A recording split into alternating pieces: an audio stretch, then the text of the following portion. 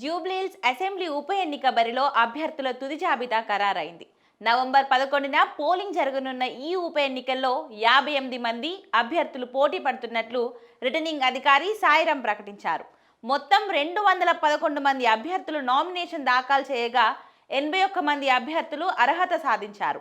వీరిలో వివిధ పార్టీలకు చెందిన అభ్యర్థులు, పలువురు స్వతంత్రులు కలిపి మొత్తం 23 మంది నామినేషన్లు ఉపసంహరించుకోగా 58 మంది పోటీలో ఉన్నట్లు ఆర్ఓ వెల్లడించాడు. ఇక ఇంతమంది పోటీ చేయడం జూబ్లీహిల్స్ అసెంబ్లీ నియోజకవర్గ చరిత్రలో ఇదే మొదటిసారి.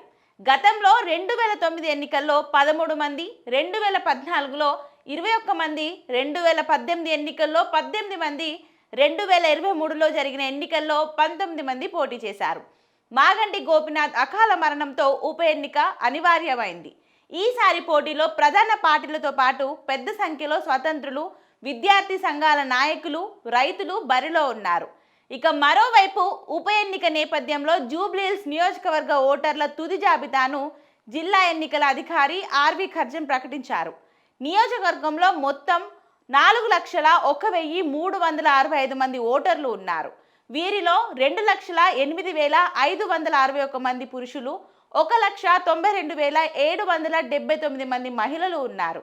ఎన్నికల నోటిఫికేషన్ తర్వాత జూబ్లీహిల్స్లో 2,383 మంది ఓటర్లు పెరిగారు.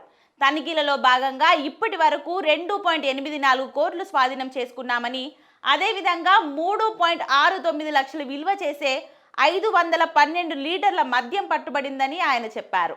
ఉప ఎన్నిక బరిలో 58 మంది అభ్యర్థులు ఉన్నందున ఒక్కో పోలింగ్ బూత్లో 4 బ్యాలెట్ యూనిట్లు, ఒక వీవీప్యాట్ వినియోగిస్తున్నామని జిల్లా ఎన్నికల అధికారి తెలిపారు.